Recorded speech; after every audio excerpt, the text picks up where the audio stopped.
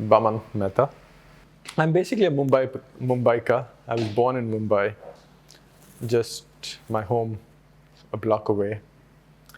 Went to school in Bombay, went to Paris on an exchange as a kid, but otherwise grew up and studied in Bombay.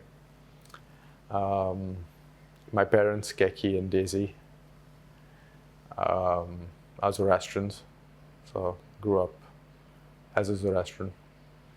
In my family, I'm the eldest. Then there's my brother Dara, and then my sister Tihunaz. Dara and I work together in our family business, so it's a mom and pop shop. My sister Tihunaz lives in Singapore, and I started working fairly early at the age of 16. And yeah, my life earlier was shaped by work and how I saw myself as a professional running a business, which is broking. We started as a broking house, and we've grown into investment banking, fund management, your classic India story, BPO, infrastructure, etc. And over time, that changed. I'm looking at myself through the lens of what I was in business and as a professional, to what I am as a human being, as an individual, through the lens of religion, then spirituality, and to the final culmination for any man, which is as a married man. So, yeah. So let's talk about faith. I always love asking people,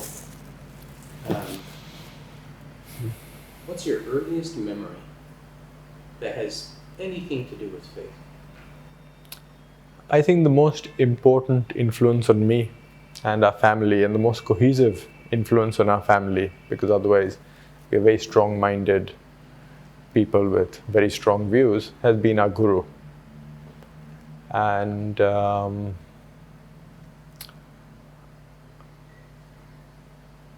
my earliest memories and recollection as a kid, which had to do with faith, would revolve around him.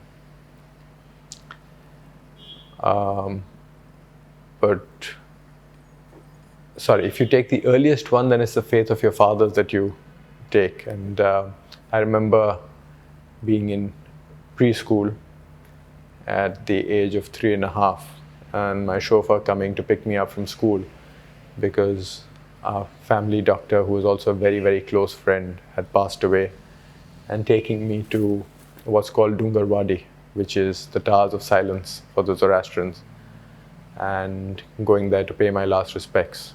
So faith and religion, that is, I guess, one of the earliest, and was something that surprises people even today, that how or why should a child at that age go to see the dead, etc. But my father's view was that just as you know about life, you should know about death.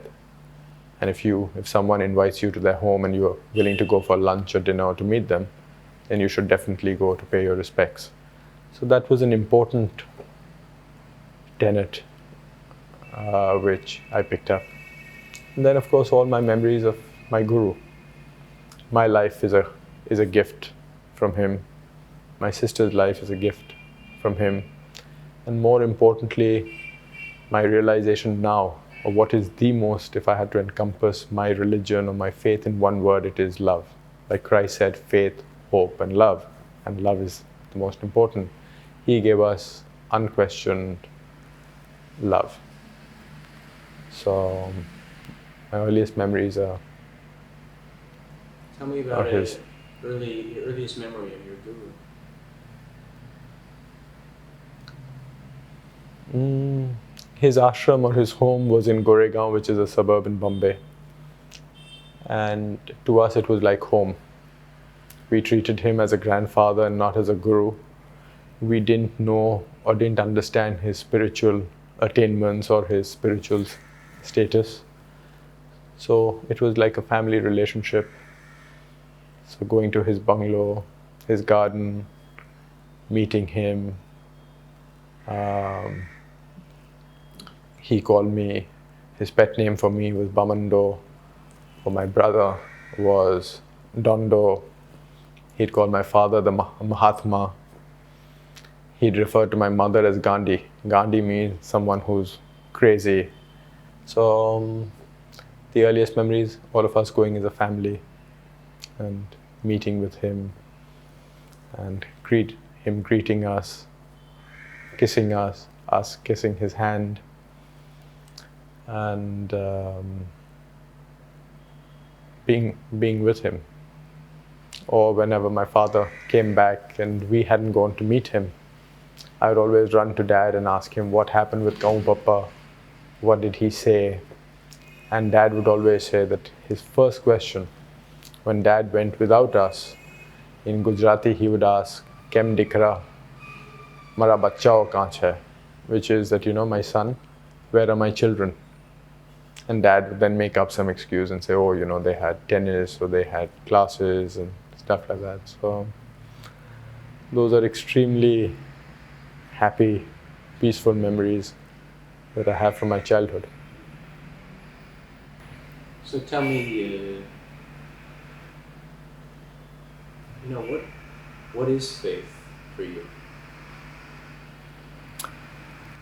Faith and belief, I think that where knowledge stops and where there is that area which is beyond knowledge and where you really where you can't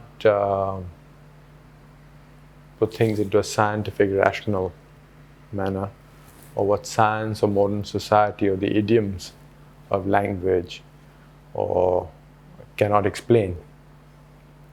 That, to me, beyond that, is then faith. And that faith then can be very different for each person. To me, that faith is the belief that all of creation is one. My faith is my desires or my thoughts at this point of time, that my priorities of focusing and being in balance with nature, with creation. And how do you achieve that? One, to keep a strong, positive, happy mind.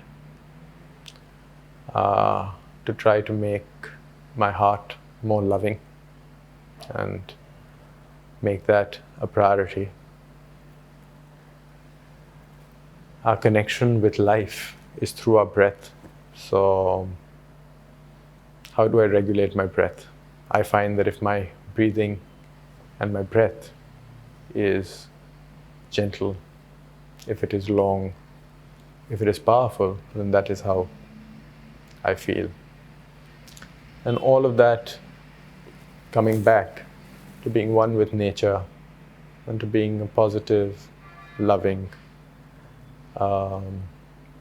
ball of energy. So tell me about your own spiritual journey. My religious journey started with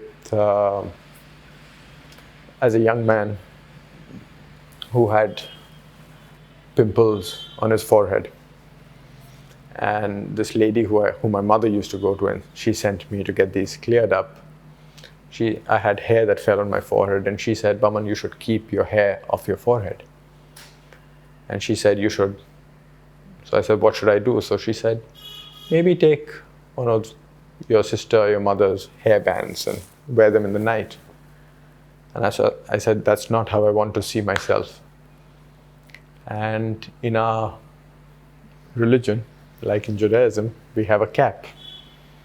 And Orthodox Parsis, like Orthodox Jews, wear their cap all the time. And at that time, religion was a part of our home, and my father is very religious and practices. I didn't. So I took a prayer cap, and I used to move around with that, take my hair back, push the cap back so that my hair stayed up. And that is how my religious journey really started.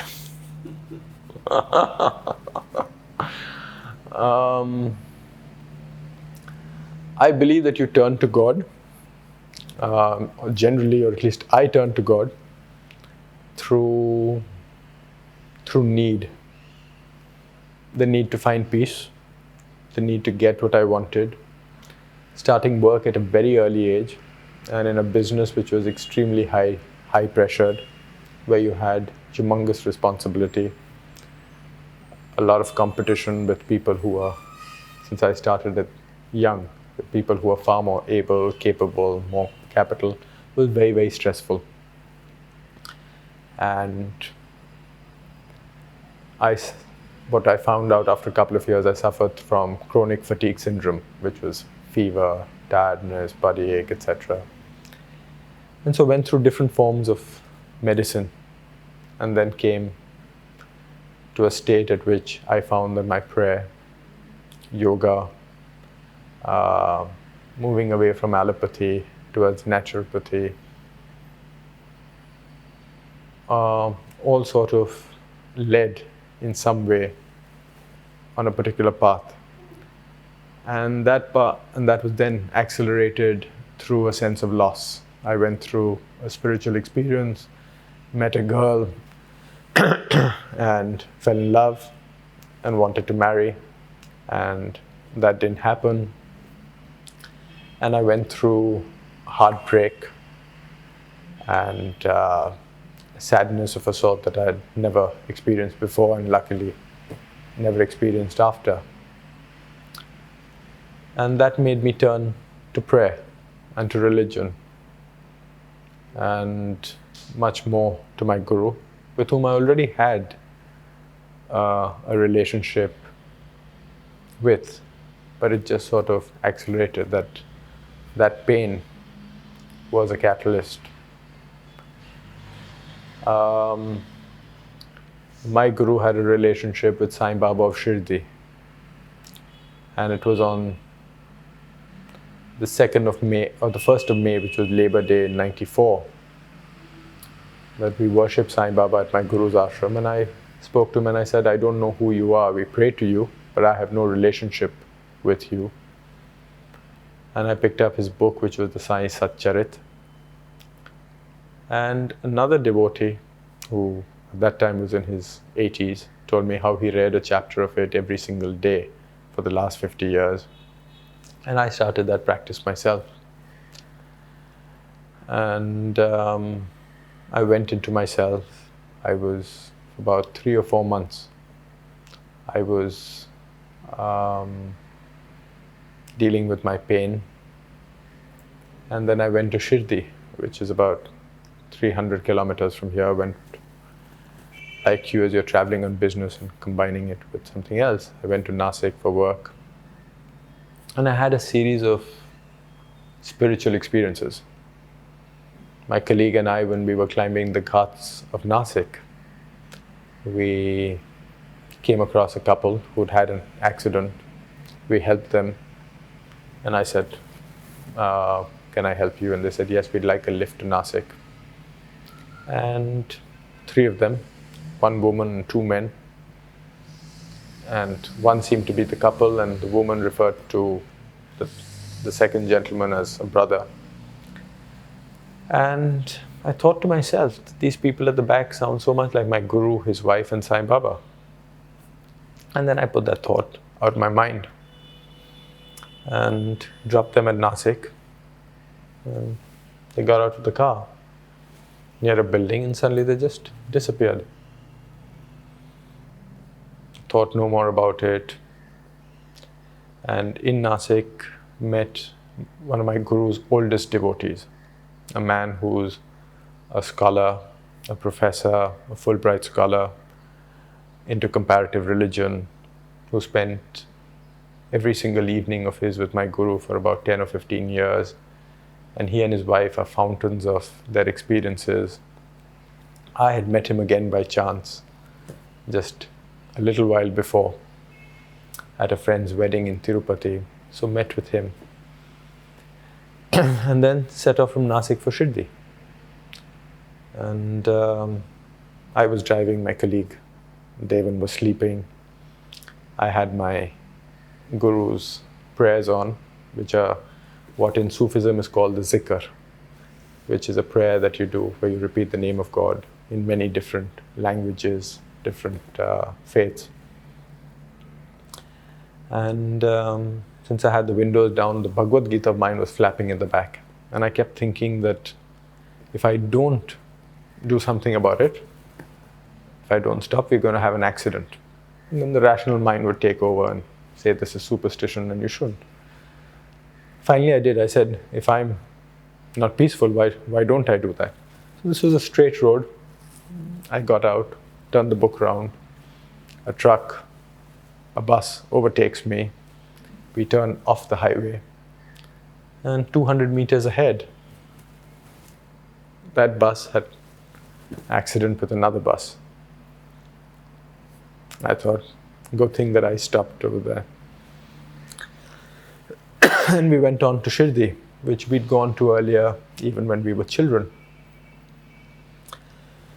And I found that an extremely powerful exercise. Thank you.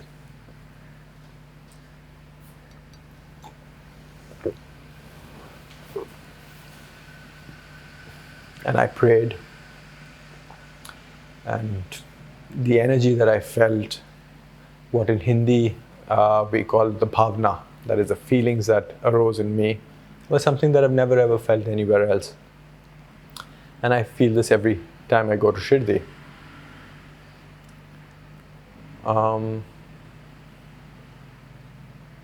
In the evening when I left the Samadhi and was going to my hotel, I came across a fakir. Fakir is a mendicant. And he came up to me, he put his hand out. I reached into my wallet, gave 10 rupees, and he had a cloth on his head, like a scarf. He had glasses. He wore the Indian dress of a kurta and a dhoti, and he had a bag hung over his shoulder.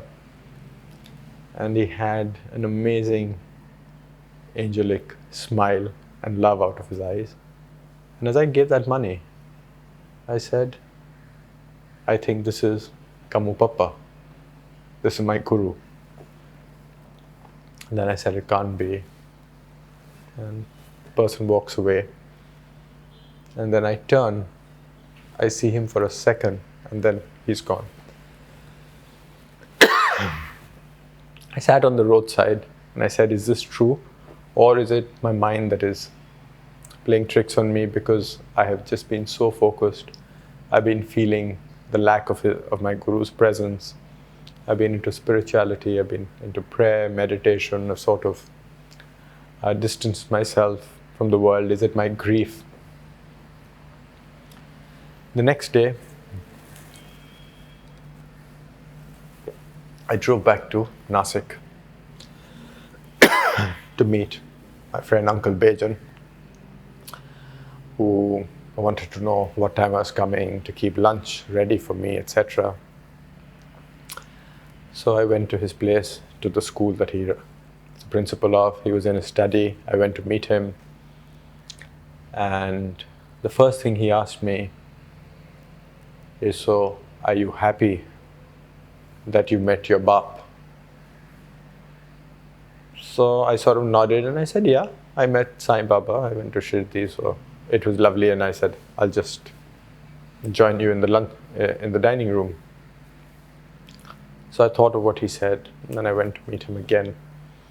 And as we went to the lunch table, he asked, so, Baman, are you happy that you met your father? And I again said, yes, I met Sai Baba. So he put his hand on my shoulder. looked into my eye and said, "Are you happy that you met your Bap?" And I said, "Yes, now that you ask, I am." And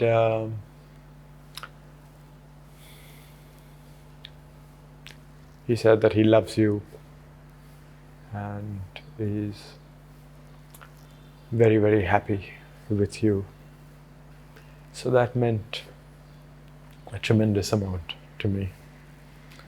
And it was something that helped me then to come back to a more happier state of being. It took time to get over that. And it has been a journey. And that's been extremely interesting. It's been very powerful. And gradually, or should I say that after marriage, I have again changed. I find my wife has nothing to do with religion, but at heart, Pamela is a very, very spiritual person. All the spiritual values that we seek through prayer or through our practices are some that come to her naturally. And it's thanks to our discussions, her thoughts, my own evolution, that I moved away from religion, moved away really even from spiritual practice towards just being. And that being is, as I mentioned earlier, focus on what I really am, accepting myself, accepting human nature for what it really is. And in humanity, in sort of our thoughts right now, we see there is one philosophy, which is that, human beings are selfish and illogical, and that everything that is good is, there's divine love, there is divinity, and which is the highest form of being. Whereas you see that mankind is capable of exhibiting a huge array and range of thoughts, actions, that we shouldn't judge because we don't know where people are coming from, the experiences that they've come from. Being a little more chilled out.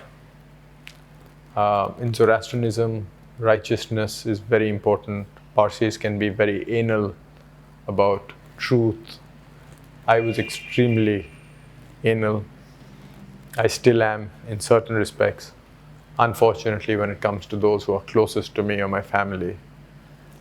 And what I learned through psychology is that you and I can be sitting opposite one another, and you'll be seeing something totally different from what I'm seeing.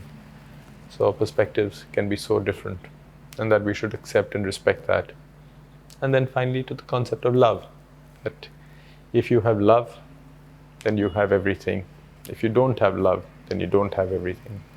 And especially for someone like me who's very judgmental, I find that if I focus on love, then everything else sort of just drops away. I haven't reached where I want to get, but I'm enjoying the journey far more. And the journey really is the destination. As Pamela and I were discussing last night, and she said, on Valentine's Day, what are your dreams? What do you want to achieve? What type of mansion do you want to live in? Because real estate is very important to my wife. And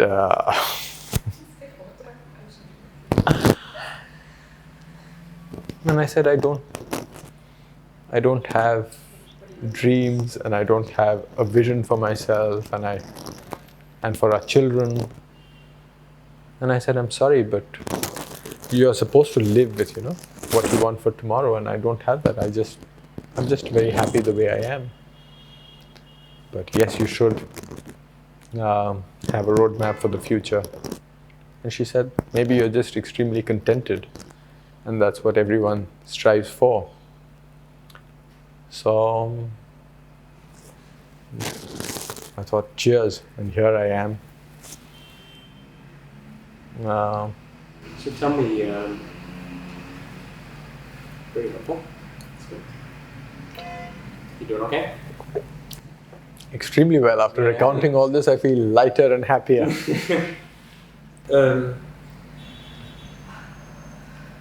Tell me, do you feel like maybe you described it, but I like to ask people, what was the first time in your life you feel like you had to rely upon God as you understand God?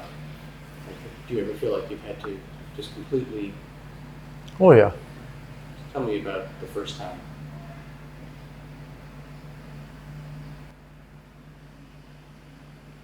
I'll tell you what I remember. It may not have been the first time.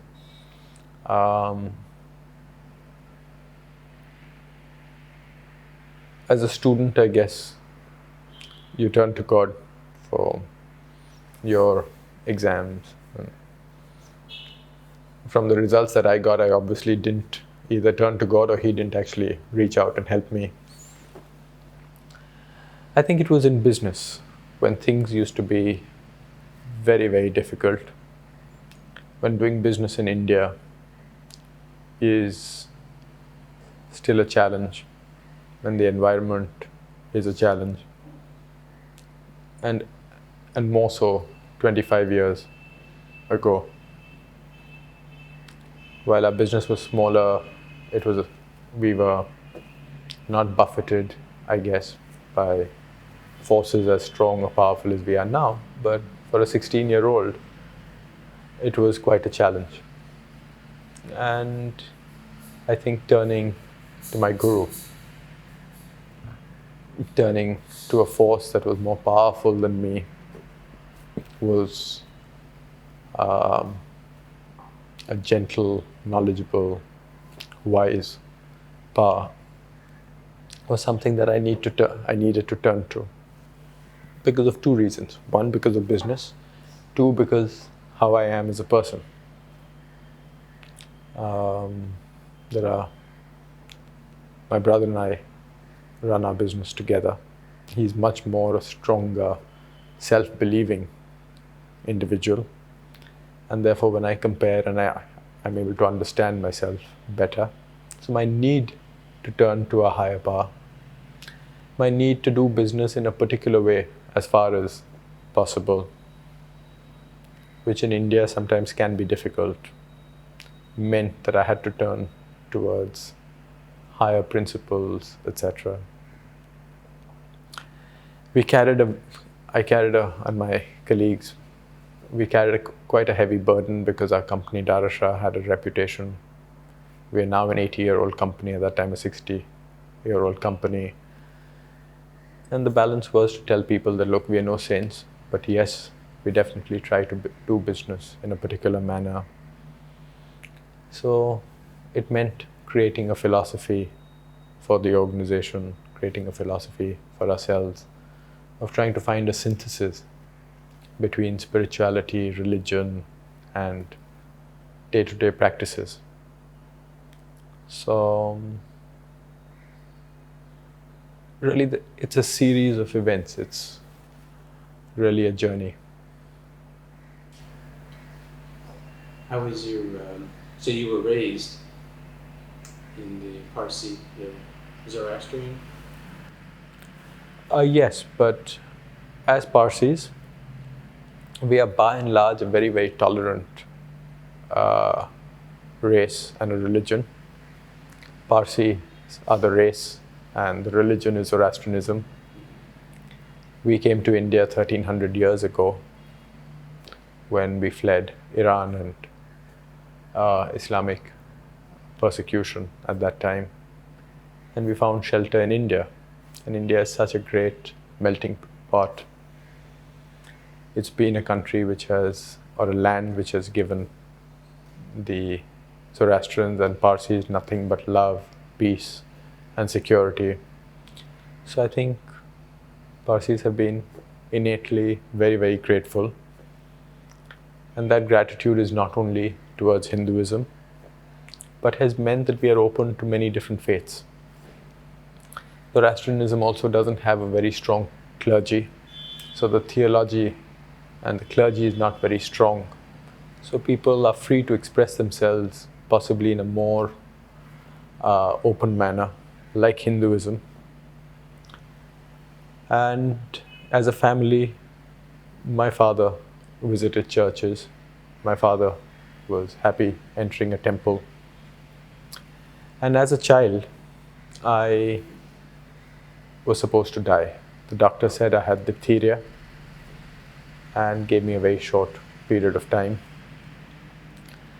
My mother told my father that leave everything and go to Papa and tell him that we are going to lose Baman. So Dad went to meet Papa, told him what the situation was. And Papa says, Dikra, do whatever Jangir says. Jangir Wazivda was our family physician. And I remember being in the Breach Candy Hospital as a child, and I had two memories. One, me having to eat the hospital food. My mother, who spent 24 hours with me, sitting and eating a sausage and mashed potatoes, and me not being allowed to eat that. And the other memory was of all these doctors who were in the room, then went out on the very large, broad balcony which overlooked the sea, and then coming back. And physically and in their opinions, there was Jangir Wazivdar on one side, and there were these 6 other doctors on the other. And they said that the 6 of them said, this is what we have to do, otherwise Baman dies. And Dr. Wazivdar said, nothing doing. I'm taking him home. And he came home and gave me a booster shot, a test shot of the vaccination that I was supposed to get. And my arm was swollen, and I reacted to that because Parsis, like the Jews, I think, suffer from this deficiency called G6PD. That's a deficiency in the blood.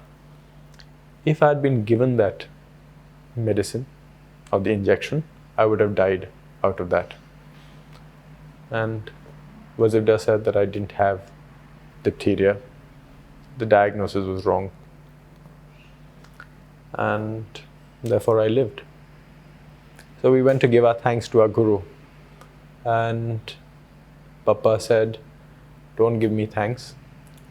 Go to Mount Mary and thank Mother Mary, because she has saved Baman's life.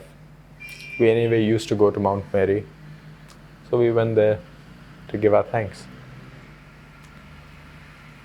Being in India is an amazing experience spiritually. You're open to so many religions. While we have many problems, we are blessed in the spiritual heritage that we have. And personally, ourselves.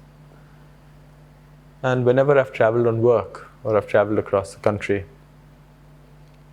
my passion is my social work, which is helping the poor in terms of health, medicine, and education.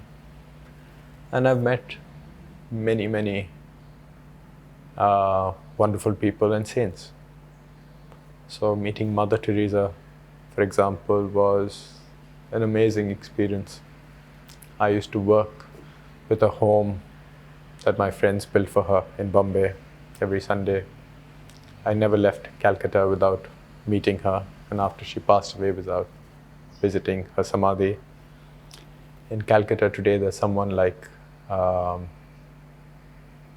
lady of the Loreto school, Sister Cyril, who is in some way a modern day Mother Teresa. I have a very, very spiritually advanced soul in Chennai. And my father believed that why do I go and meet other people when I have my religion and when I already have a guru who, even though he took Samadhi now 30 years ago, is alive, as I saw in Shirdi. What I forgot to tell you is that he had taken Samadhi many, many years ago. So when I met him in Shirdi, or I had what we call the darshan. He had been dead 20 years. And we were in Chennai, and my father was there with me for some wedding. So I took him to meet Dada, this gentleman in Chennai, who gives nothing but love, who I adore, and we have a very close relationship. And after my father comes out of there, Dad gives him the highest compliment that my father is capable of giving any man. He says, he reminds me of Kamu Papa, and you should meet him.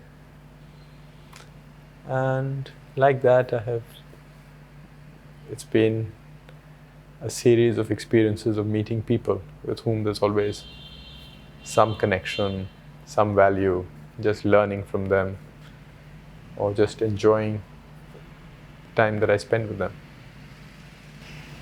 Tell me about a time since this journey began for you, since your pimples on your forehead. I never thought about that trip. I should have thought about that as a kid. Well, I don't think you have too much of an issue on that. Yeah, exactly. I used to. Tell me about a time you doubted your faith, that you struggled with the faith. I have never ever gone through that. Because my faith for me was embodied in my guru. And in religion, you believe in a higher force or a divinity which embodies all the values that you are looking for in yourself or you want to find. And I found that in my guru. So I had a first-hand experience of knowing that men of God, of spirituality, or through religion, this is where you can reach. So I have never gone through that type of angst. I've never gone through that level of doubt. So therefore, that faith and belief, while I've never voiced it very strongly, internally it's been a very, very strong thing.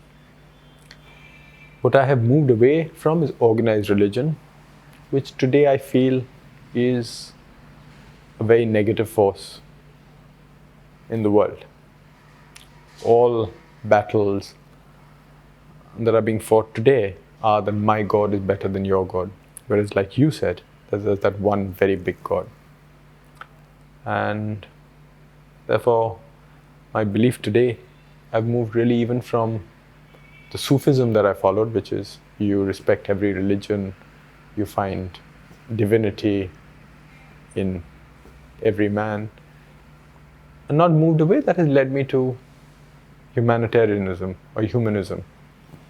That if we can just live peacefully, if we can respect individuals, if we can see that in the human body and in this life, you can reach the highest states that you want, and you don't have to go to Jannat or paradise or to heaven to achieve, but you can actually make a heaven on earth.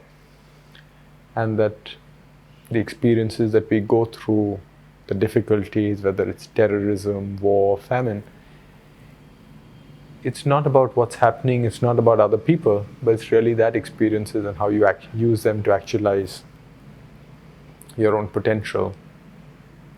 That these experiences are really stimuli, and that stimuli is to goad you into actions of your own choice towards what you think is good or any other choice.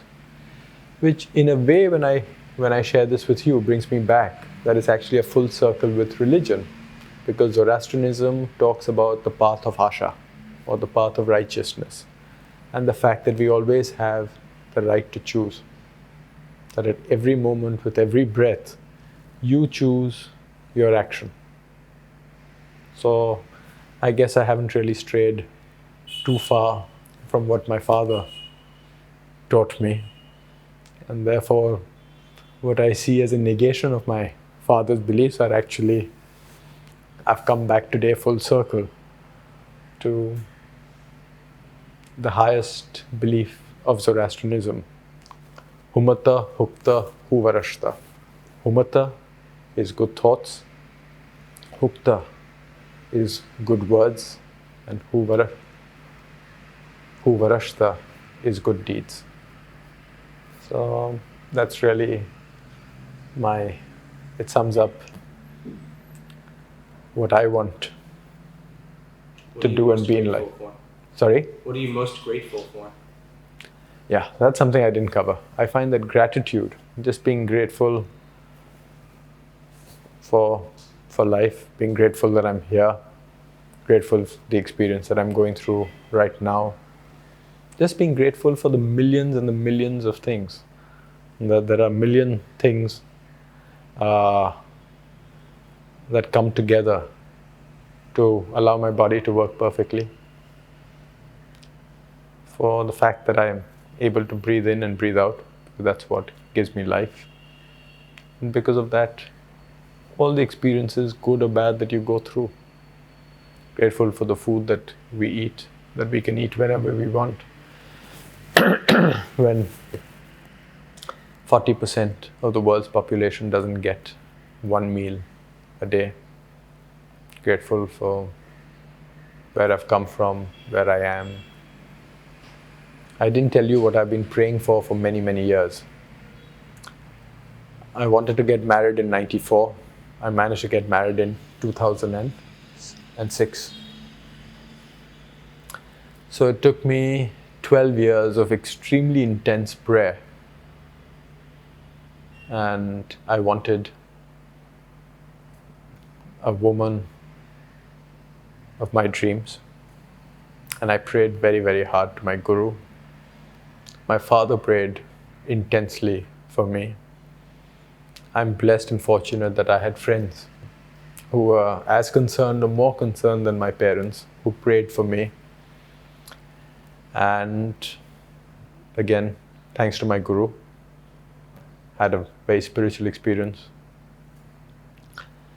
I met Pamela. We met for 3 days, and we decided that we wanted to get married. Prayed to my guru, and the answer was no. And I was bitterly disappointed. But I said, I'm not going to cry. I'm going to move on.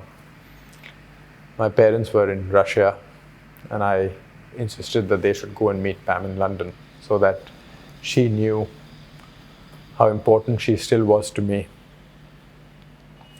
They went, and my parents fell in love with her, especially my father, who normally takes time to fall in love with anyone. When Pam then came on a short trip to India, I saw my father in a manner that I had never ever seen him with anyone, definitely not with any of my girlfriends. My sister, who never really keen on any of my girlfriends. I had Pam go and visit her in Paris, and they got along very well. So in my family there was this, oh my God, such a lovely girl. Yes, she's not Zoroastrian, but why has Papa not given his blessings? And then nearly a year later, to the day that we'd met, which was the 9th of February 2005, I was in Singapore, and Dad sits with me and says, I've had a dream. Papa has come in the dream and said that Pamela loves Baman tremendously, and I want that my son should marry her. And that, to me, was a culmination of my faith. I told my guru that if you are there, as you are supposed to be, that whether you are in the body or spirit doesn't make a difference. Death doesn't count, is what all the religions say. And I want you to choose the girl that I should marry. And that's what happened. And I've been very blessed and very lucky that I got someone like Pamela. And now I understand the power of prayer. I got someone who's perfect because of my prayer. Pamela never prayed, and look what she landed up with. So I think now she's understanding the power of prayer.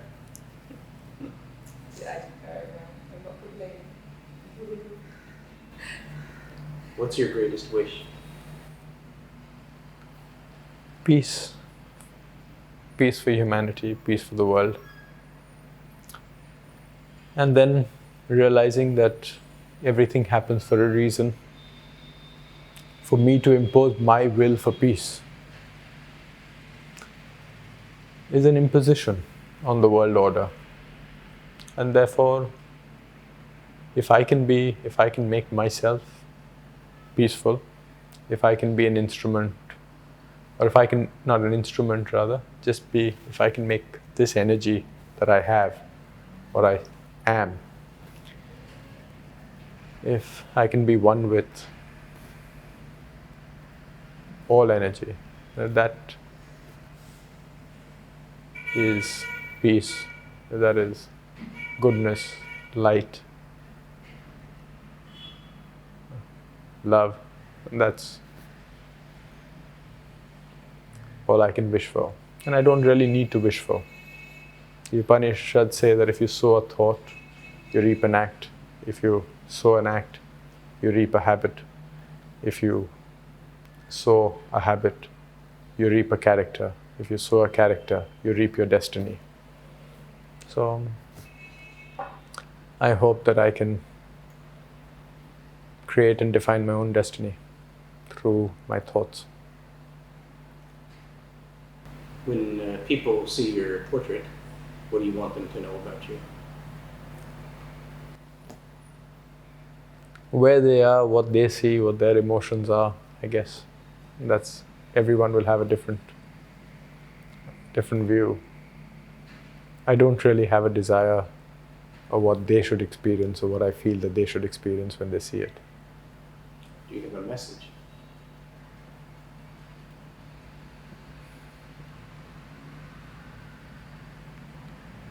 My life should be a message. If that happens, then I think that would be, at this point of time, I think that would be phenomenal. Like Rumi said, that there are thousands of ways to pray, to kneel and kiss the ground. Let our life be the message, or let our life be,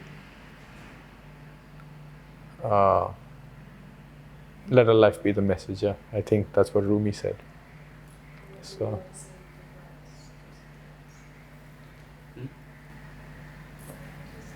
Can you use it, love? You have to say it because you're on camera. Such a profound, beautiful thing to say to the world. Good thoughts, good words, and good deeds. That's all. I believe that if I had to do something as a message, and if at any point of time there are people who are in need of guidance, then I think those are children. And even children have their own innate knowledge, which I guess is far higher than we ascribe or credit them with. If our learning and our teaching could be far more holistic, if we could give far more focus on the energy that we are and what we make of ourselves rather than what we make of all the possessions and everything that we have. And if our children could be given guidance of the higher truths in life at a much earlier stage. But for that, the world will have to evolve. If the teacher, or if humanity as parents, teachers, what they see or see us behave as parents is not very enlightened, then even the message will not have much of a value. What do you hope to teach your child spiritually? I just hope that I can behave in a manner where my behavior is the message. If I can behave in a manner which is loving, which is honest, where I give my child a space as an individual, allow them their freedom. And most importantly, especially someone like me who earlier was evangelical, I think not in a very harsh manner or not in your face.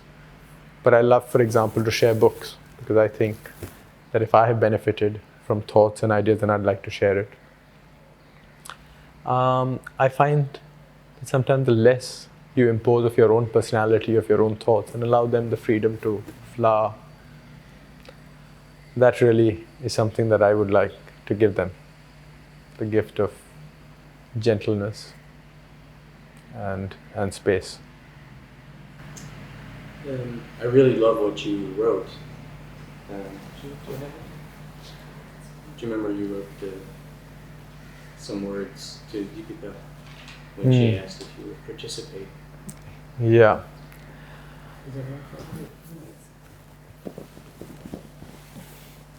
Deepika should be knowing them by heart if I've written them to her.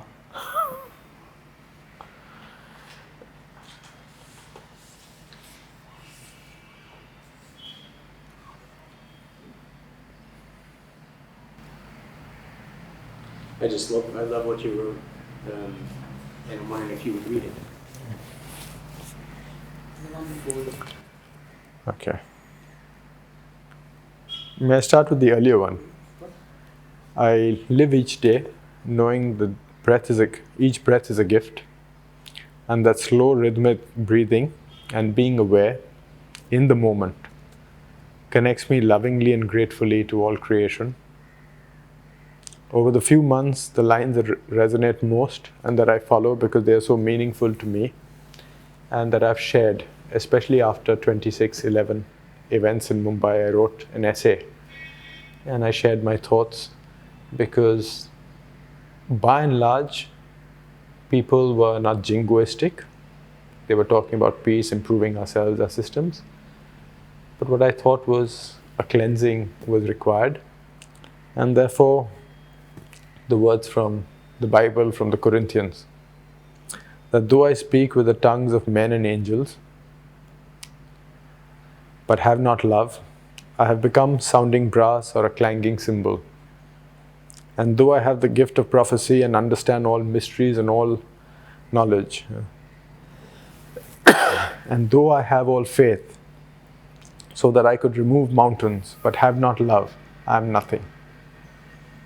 Though I bestow all my goods to feed the poor, and though I give my body to be burnt, but have not love, it profits me nothing.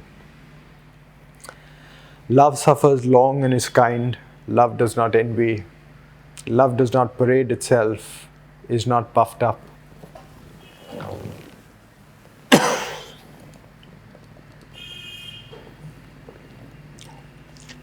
Does not behave rudely, does not seek its own, is not provoked, thinks no evil, does not rejoice in iniquity, but rejoices in the truth, bears all things, believes all things, hopes all things, endures all things. Love never fails. But whether there are prophecies, they will fail. Whether there are tongues, they will cease. Whether there is knowledge, it will vanish away. For we know in part, and we prophesy in part. But when that which is perfect has come, then that which is in part will be done away. When I was a child, I spoke as a child. I understood as a child. I thought as a child. But when I became a man, I put away childish things. For now we see in a mirror, dimly but then face to face. Now I know in part, but then I shall know, just as I also am known.